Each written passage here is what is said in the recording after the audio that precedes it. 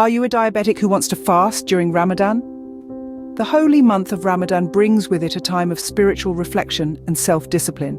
For those living with diabetes, it can also bring forth unique challenges.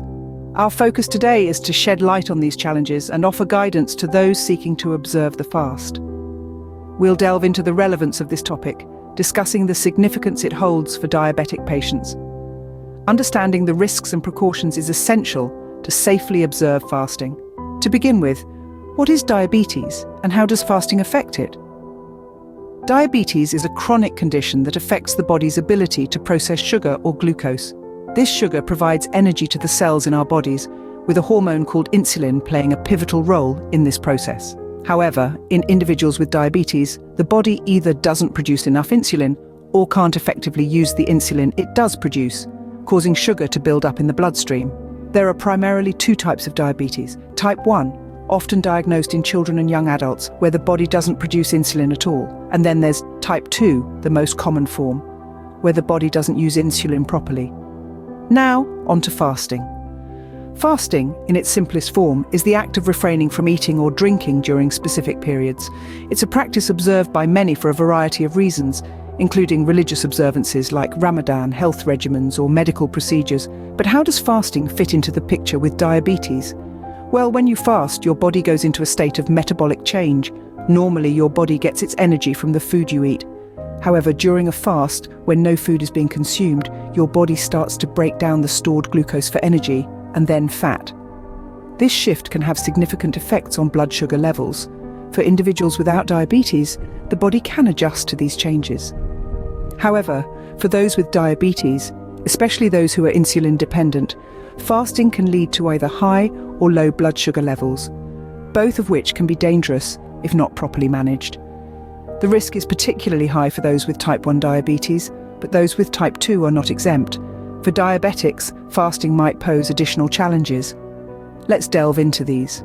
What are the potential risks of fasting for individuals with diabetes? This question is undoubtedly on the minds of many who juggle the demands of diabetes management and the personal choice to fast. The first risk we'll examine is hypoglycemia, also known as low blood sugar. During a fast, the body can exhaust its glucose stores, causing blood sugar levels to plummet. This can lead to symptoms like dizziness, confusion, weakness, and in severe cases, loss of consciousness or even seizures. Next, let's consider the opposite end of the spectrum, hyperglycemia or high blood sugar. This can occur if the body's insulin isn't effectively used to control blood sugar levels. The symptoms can include frequent urination, excessive thirst, and fatigue. Over time, hyperglycemia can lead to serious complications such as heart disease, kidney damage, and nerve problems. Dehydration is another significant risk for diabetics who fast. The body needs water to function optimally, and without adequate fluid intake, it can become dehydrated. This can exacerbate both hypoglycemia and hyperglycemia, and can also lead to headaches, dry mouth, and fatigue. Lastly, there's the risk of diabetic ketoacidosis. This is a serious condition that can develop if the body starts breaking down fat for energy because it doesn't have enough insulin to use glucose. This process produces ketones, which can build up in the blood and make it more acidic. Left untreated, diabetic ketoacidosis can lead to a diabetic coma or even death. These risks may seem daunting, but it's essential to remember that knowledge is power. By understanding these potential hazards, you can take steps to mitigate them. Regular monitoring of your blood glucose levels, balanced nutrition, and staying hydrated can help maintain your health during a fast. So, knowing these risks, one might wonder, can I fast safely? The answer is yes, with proper precautions. The key lies in balancing your spiritual commitments with your physical health, ensuring that neither is compromised. Keep in mind that your health should always take precedence, and it's vital to consult your healthcare provider before beginning any fasting regimen. So what precautions should diabetics take if they choose to fast during Ramadan? First and foremost, it is essential to keep a close eye on your blood sugar levels. Regular monitoring is a must, as it allows you to understand how fasting affects your body. Be aware that blood glucose levels can fluctuate significantly during fasting and non-fasting hours. Keeping track of these changes will help you manage your diabetes more effectively, and prevent any sudden spikes or drops. Next, it's crucial to stay hydrated during non-fasting hours. Dehydration can lead to a host of complications for diabetics, including elevated blood sugar levels. So, make sure to drink plenty of fluids from the moment you break your fast at iftar until the pre-dawn meal of suhoor. Opt for water and sugar-free drinks over sugary beverages to avoid raising your blood sugar levels. A balanced diet is another key factor to consider. When it's time to break your fast, it might be tempting to indulge in a feast. However, it's important to remember that a balanced diet can help maintain stable blood sugar levels. Aim to include a variety of foods from all food groups. Opt for complex carbohydrates such as whole grains, fruits and vegetables, which release energy slowly and help keep your blood sugar levels steady. Protein-rich foods such as lean meat, fish and eggs can also help you feel full and provide essential nutrients. Don't forget about physical activity. While it's understandable that you might feel more tired than usual during Ramadan, try to include some light physical activity in your routine. This could be a short walk after iftar or some gentle stretching exercises before suhoor. Physical activity can help regulate blood sugar levels and promote overall health. Lastly, but perhaps most importantly, is the adjustment of medication schedules.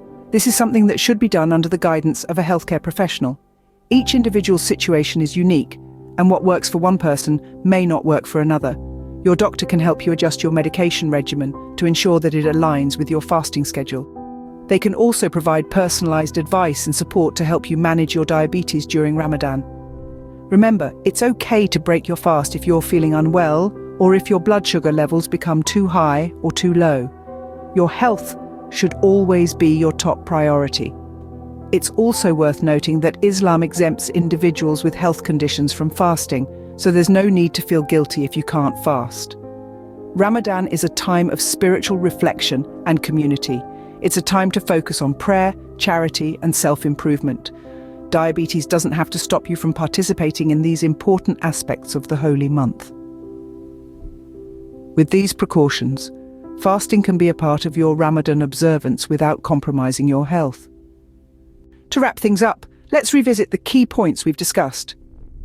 Our journey today has taken us through the intricate world of diabetes and fasting, specifically during the holy month of Ramadan. We've delved into the understanding of diabetes, the metabolic condition that affects countless individuals, preventing them from regulating their blood sugar levels effectively. We've acknowledged the importance of Ramadan, a month of spiritual growth and discipline, and the significance of fasting during this period. We've also examined the risks associated with fasting for those living with diabetes. The potential for hyperglycemia, or low blood sugar, and hyperglycemia, high blood sugar, are real concerns. Dehydration, another risk, can exacerbate these conditions. Alongside these, we've looked at the potential for diabetic ketoacidosis, a serious complication that can arise when your body doesn't have enough insulin. But it's not all daunting. We've also explored the precautions that diabetics can take to observe Ramadan safely. The importance of early planning and regular monitoring of blood glucose levels can't be understated. Meal planning and consuming balanced suhoor and iftar meals, rich in complex carbohydrates, fiber and lean proteins, can ensure a steady release of energy throughout the day. Hydration is key, and it's crucial to drink plenty of water during non-fasting hours. We've underscored the significance of medication management. Adjusting medication schedules and dosages under the guidance of a healthcare professional can help manage blood sugar levels effectively during fasting hours. And remember, if you feel unwell or your blood sugar levels become unstable, it's important to break your fast. The golden thread running through our discussion is the importance of consulting with a healthcare professional before deciding to fast. They can provide personalized advice based on your medical history and current health condition. They can also guide you on how to monitor your blood sugar levels and manage your medication during Ramadan. In conclusion, observing Ramadan is a deeply personal and spiritual decision. If you're a diabetic considering fasting, remember that Islam exempts those with health conditions from fasting if it poses a risk. Your health and well-being are of utmost importance. Remember, your health is paramount. Make informed decisions about fasting during Ramadan. Stay safe and blessed.